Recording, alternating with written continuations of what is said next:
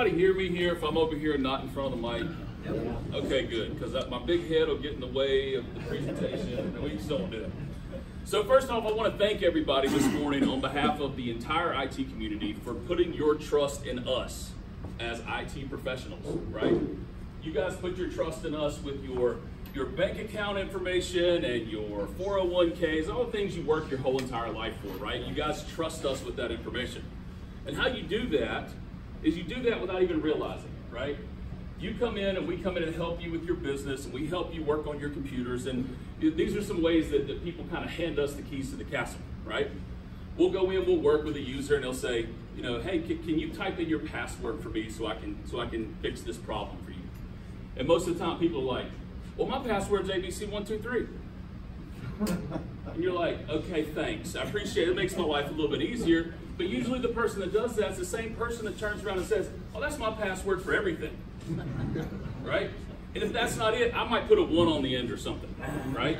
I mean, this is the type of things that we see. The other thing that we see is that even if you don't give me that password, and I'm sitting at a lot of desks now, these things are all still very real. If I'm sitting at a desk and you're not there, I'm going to look under your keyboard, under your mouse pad, or on your monitor, and more than likely there's a pretty good chance that I'm going to find a password, right?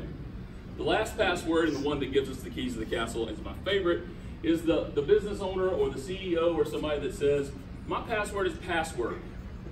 No one would ever guess that my password is password. And that is true. That is very true. No one in your office is probably going to guess that your password's password. But the Nigerian prince with his supercomputer is going to find it out in like 2 seconds, right? And with everything being cloud-based now, it's really important to kind of keep those things intact, right? So today what I want to talk about is how to think. You know, the reality is that hacking is there, right? Chris and I were at an event yesterday, and the big thing they kept hammering home is it's not if, it's when.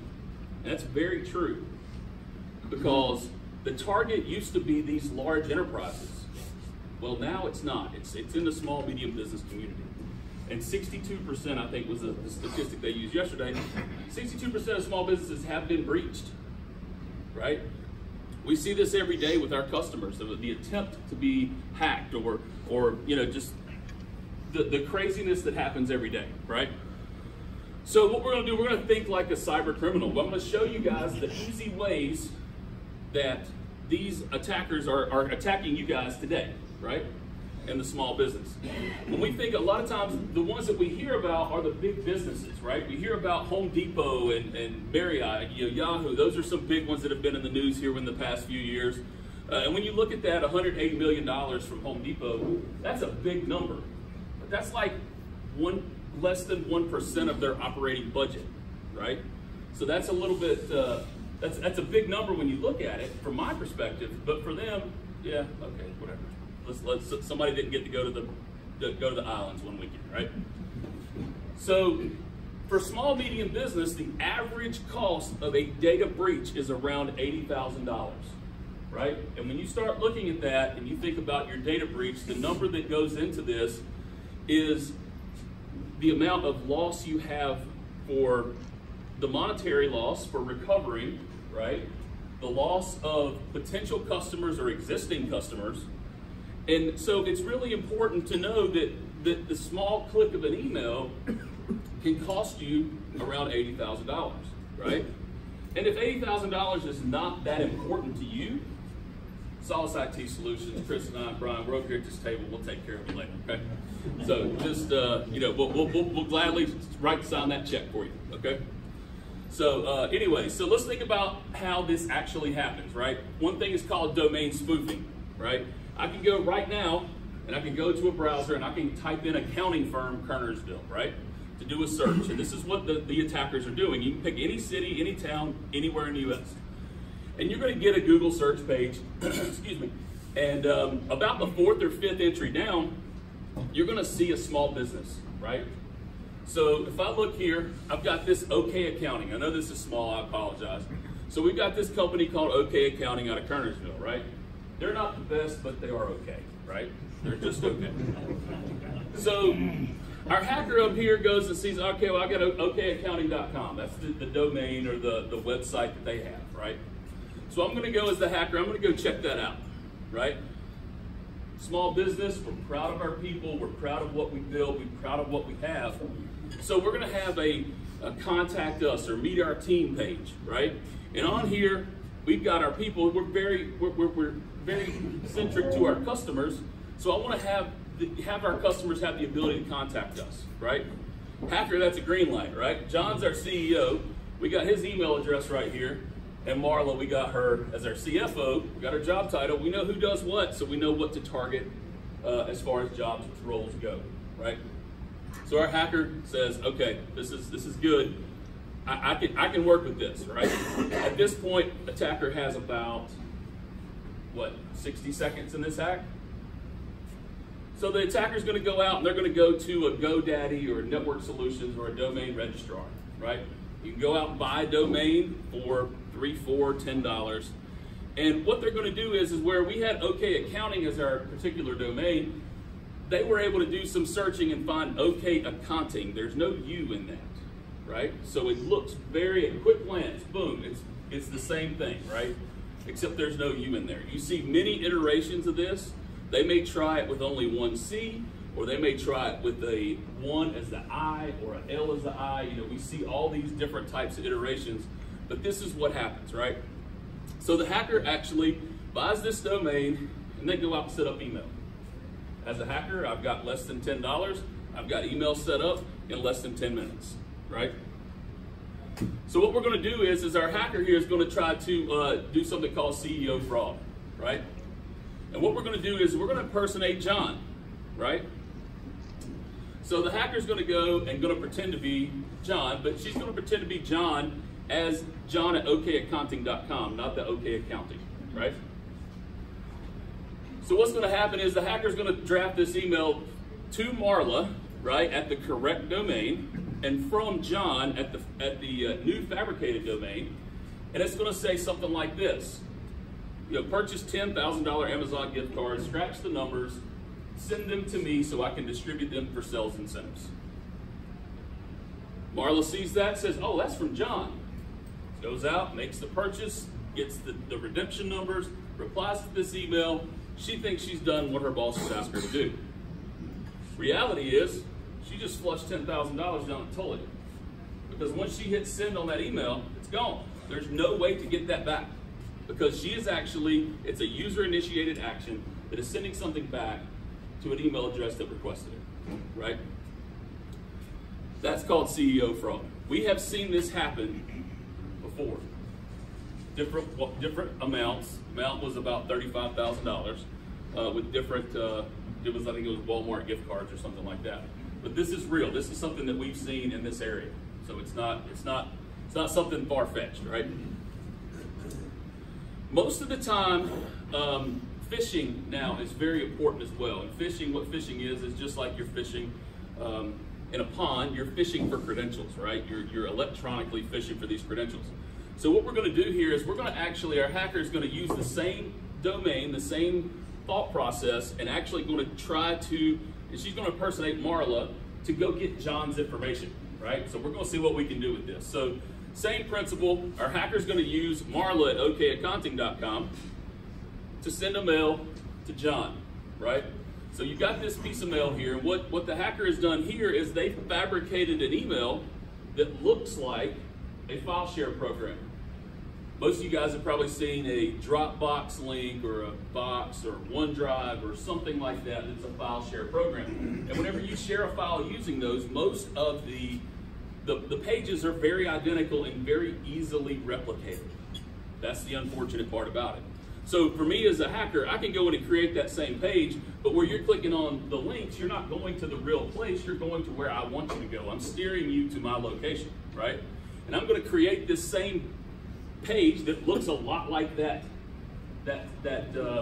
particular site that you want to log into, and it's going to ask for your credentials. So John's going to get this email, he's going to click the link, he's not going to pay attention to the message at the top. It's going to go there, and he's going to put in his username and he's going to put in his password, right?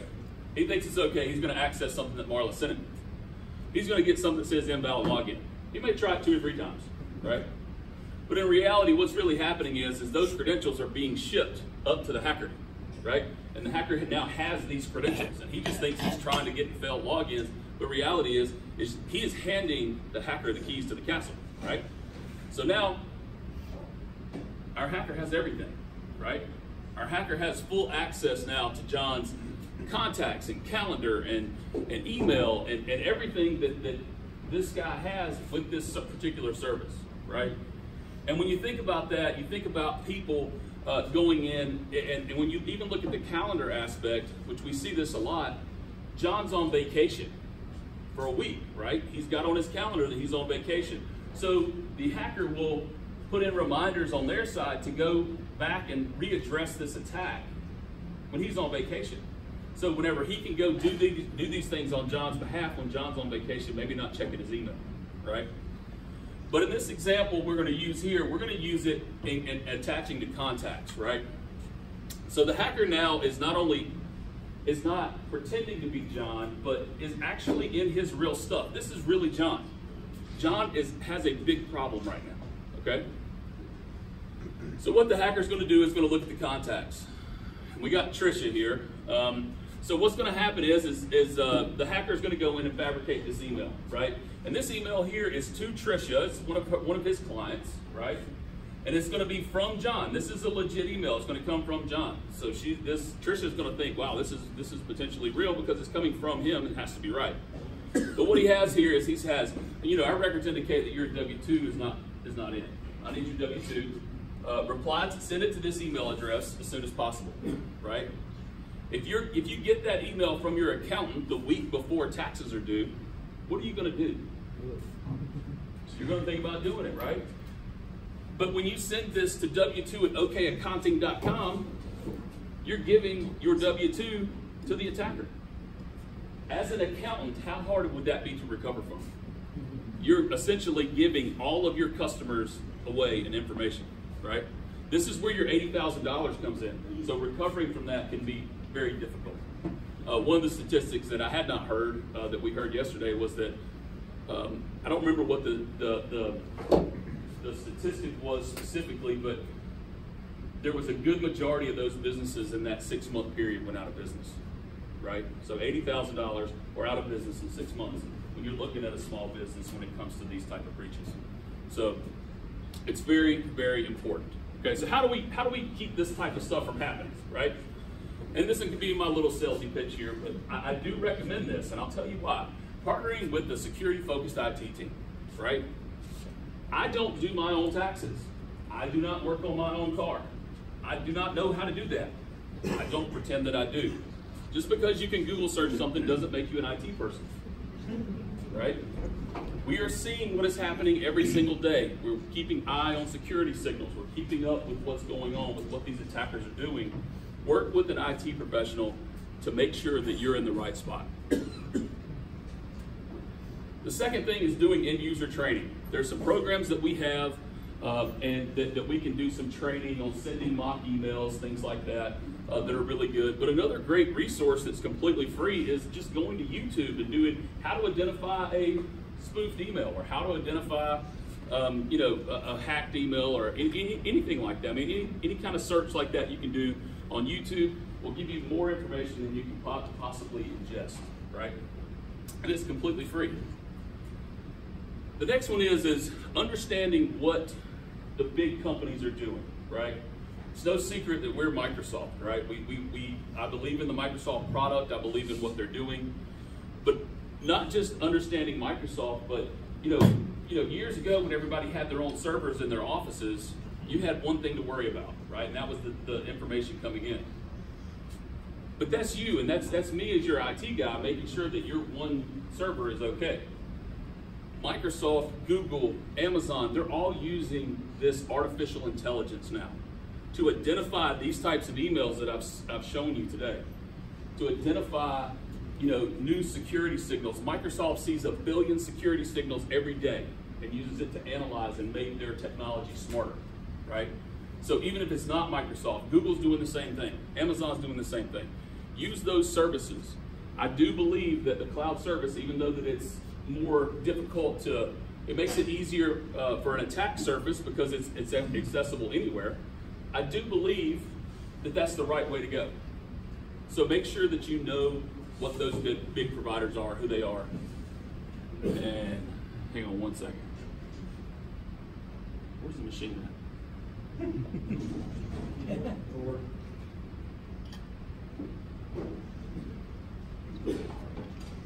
Jamal's chatting with us.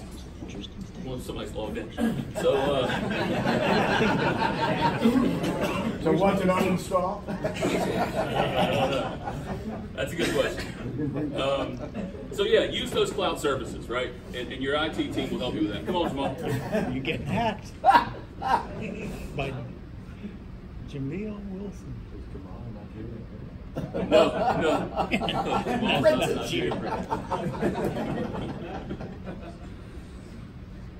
So what do I do as a IT professional that is security focused, right? There's a few things that I do. And the main thing, if I can tell you guys one thing to take away from today that what you should do for yourself is multi-factor authentication. Every service you have should have multi-factor authentication. If it doesn't, change your service.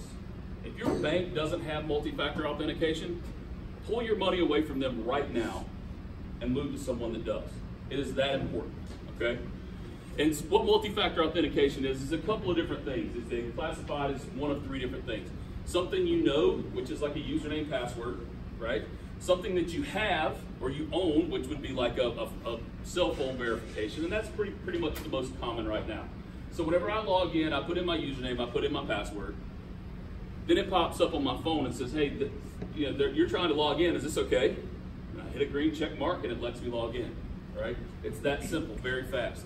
At first, it's kind of clunky, I'm not gonna lie, because it's a different process for you to log in, but it makes you much more secure. So if I'm John in my email earlier where the attacker has phished my information, he got my username and password, he can't go any further because I'm not gonna allow this login if I'm not trying to log in. That's the reason why this is so important. The next one is biometrics, something you are. It's getting more in common now, especially with the iPhones. I think a fingerprint duplication is like 1 in 10,000 or something like that is the common, if there's 10,000 people, 2 people will be able to log in with the same fingerprint reader, right? Which is not that likely. But what's getting better is like facial recognition, right?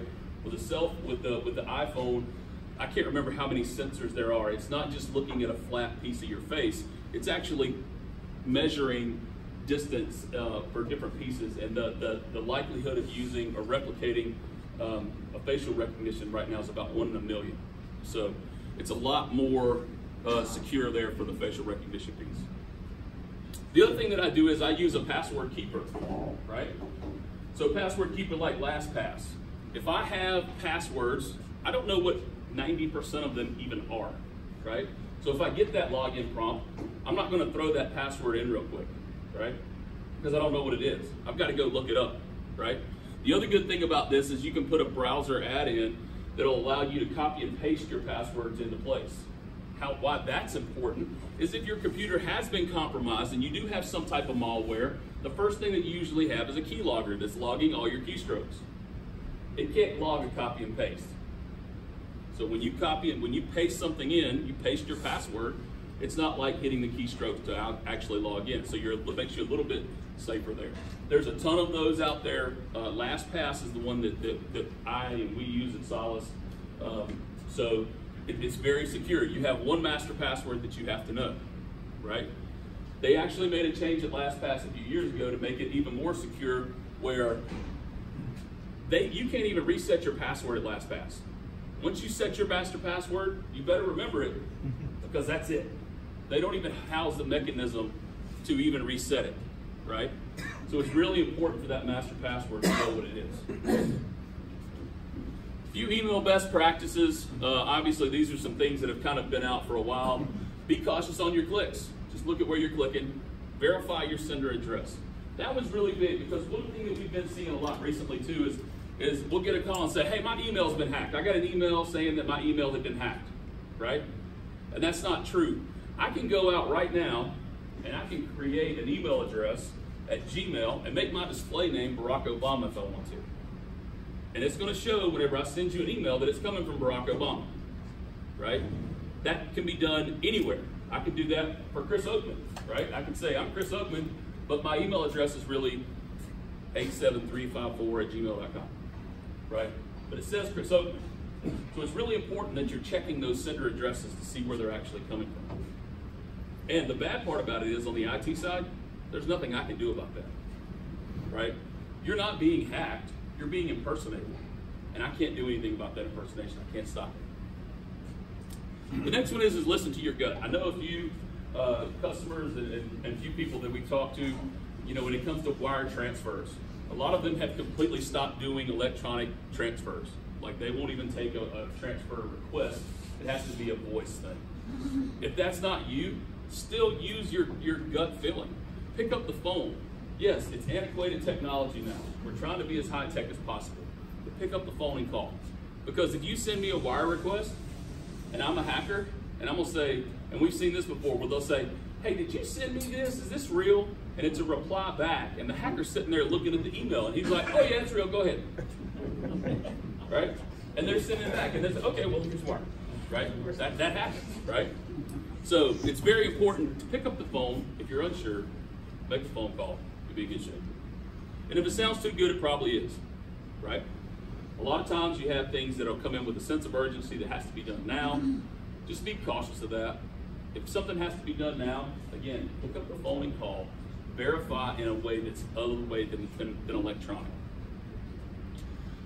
That's all I got for today, guys. My last thing, multi-factor authentication, use it. Go to it. If you guys have any questions or anything, please let us know. We'll be more than glad to help you out.